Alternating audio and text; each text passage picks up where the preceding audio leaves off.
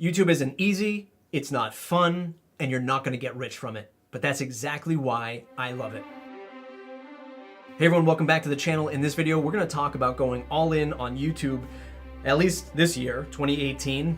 There's a new social media Instagram competitor that I saw today. Who knows if that's gonna be the next big thing. Anyway, the point of this video is to talk about why I'm focusing or refocusing my efforts with YouTube. I've been on YouTube for 5 years, 5+ years, creating content on it. Never really focused on it. Never really felt like I was a YouTuber, but I was really producing content about 5 to 6 years ago. Like I said at the top of the show, I think part of the reason why I do this is because it is challenging.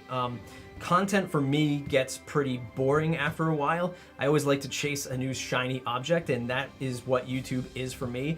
Again, if you've been following this channel, I'm always trying new shots, new angles, new lighting, new sound, and that's the fun, creative, challenging side.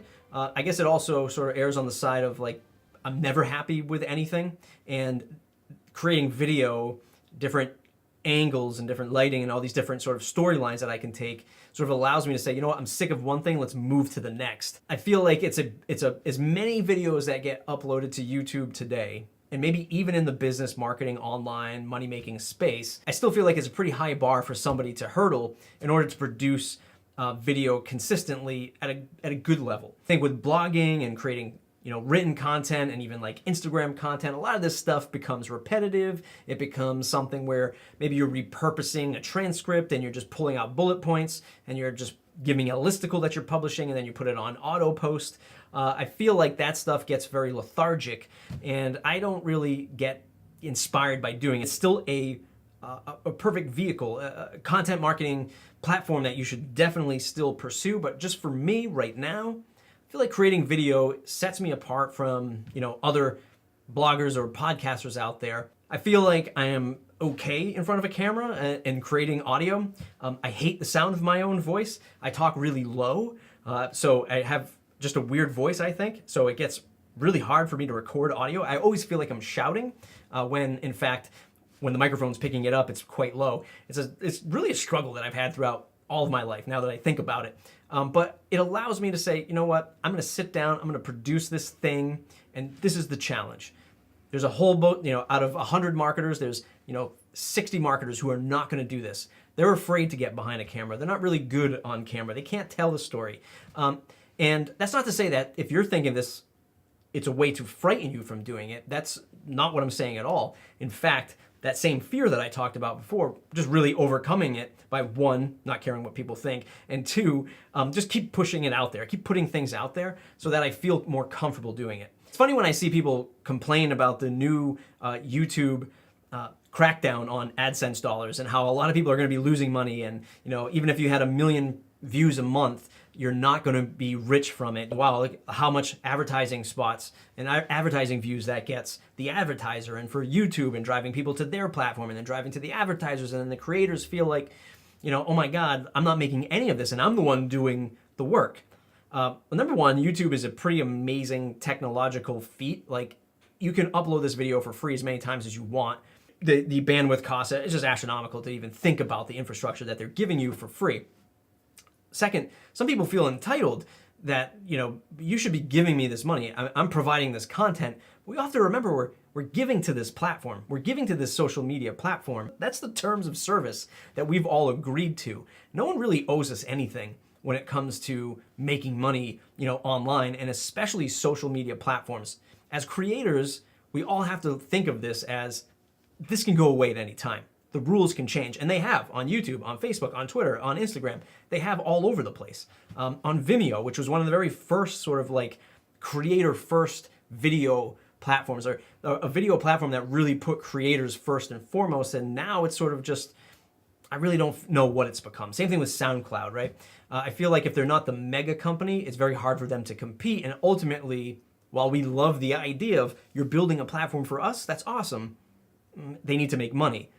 And then we get upset when they go out of business because they've lost money, and then we get mad when people are taking money. So it's like, where does this all end? I recently saw a retweet from Casey Neistat about an article, and I'll try to link it up in this video right here, where it says like, hey, even the 1 million views per month aren't making any money. off this AdSense stuff. And it really leaves me scratching my head. I mean, growing up in the car sales, you didn't eat unless you sold, and you didn't sell unless you tried, right? And you actually went out and make a sale. Nobody was coming to you saying, I want to buy 50 cars this month. Here's my money, take it. I don't know what industry that exists in. I'd love to find it, in fact. But the point is like, why do we feel like we're owed this money? And if you are somebody who gets a lot of views, I get no views. I'm a flea on a YouTube elephant's ass, in this huge ecosystem. But I don't expect money to be given to me just because I'm putting up content and because I have views. And on the flip side of that is, I don't want that to be the only thing that brings in money for me. So I try to look at this and say, if you have 1 million views a month and you're just relying on AdSense, your whole business model is just fucked at this point. You have to take a step back and say, okay, this isn't really my traffic. This is attention towards me, but it's not really mine. I don't own this to monetize it. So what I'm gonna do is, I'm gonna say, I've got merchandise that you can buy. And even that is a played out sector, but it's still a viable solution. You can push people to some consulting. I mean, depending on what space you're in, you can use all this video traffic and views to push people to hire you to do whatever it is you do.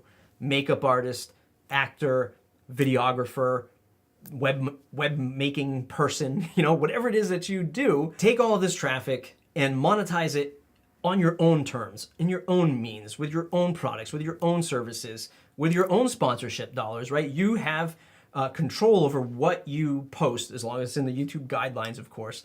You have control over the content that's going out on your channel. Do some direct sales. I did that plenty of times with my Matt Report podcast, just knocking on doors, saying, hey, look, here's the viewership I have. This is the demographic. This is the type. This is the amount of downloads that I get. Will you buy a spot for $1,000, $5,000? Whatever the terms are, you get to set that. Like I said, this is a challenge for me. I'm just trying to find new things and approach it in different ways. And I would hope that you might do the same when you create your YouTube content. Everything is content, thanks Kim Doyle. Everything is content so that, yes, you can go and just vlog your day, you can do reviews, you can do screencasts. I try to do a mixed bag of things, but that's the whole reason why I do YouTube, is because it is a challenge. I like thinking of new things. It allows me to sort of flex that creativity. It takes a lot of time. It's good because I know if I can put out better quality content than the competitor or the next person. And actually, let me take a step back. It's not just competition. You're not just thinking how can I make a better video than my competition? Right? There's a whole bunch of people in the WordPress tutorial space. They jump around from plugin to plugin. They do reviews, and one day they say one page builder's the best, and the next day they say the other page builder's the best, and they're just collecting affiliate fees. Whatever, that's cool, you're making money. But for me, it's not about just that one-to-one competition, but how am I gonna create the best content for my viewer, for my audience? But at the end of the day, I think a lot of people have said this. I've said this on other videos on the channel, is I'm not doing this for the money. I was just talking to somebody the other day and they're like, well, what's the goal with YouTube? Why are you doing this stuff? And I'll again pull a nugget from what Gary Vaynerchuk always preaches, and by no means am I trying to compare myself to Gary Vaynerchuk. But the idea is I'm just trying to build the audience again.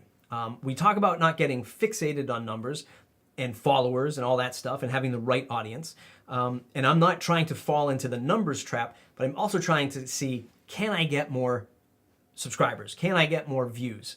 My goal right now is, can I break the bar to get AdSense on this channel? I'm not gonna turn it on, but that's just the milestone. In my brain, I'm thinking, okay, I have enough subscribers right now to meet the first level of the threshold, but the second is the hours watched. And right now I have to 3x my hours watched over which is the average of the whole entire last year, which I did absolutely nothing with.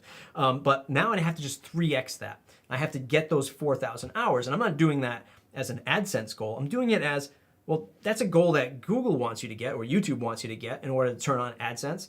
Well, if that's the bar to get AdSense on, I got to reach that. And hopefully I find the right cadence to do that. Is it multiple videos per week? Is it longer videos that are just much more engaging? Do I have to tell better stories in these videos that keep people around? I don't know. I don't have the answer to that yet. That's why I'm investing time into creating YouTube content. I hope you might be doing the same for your business. I'd love to hear more from the small YouTube creators. Is it hashtag small YouTube creators, hashtag small creators, hashtag small YouTubers?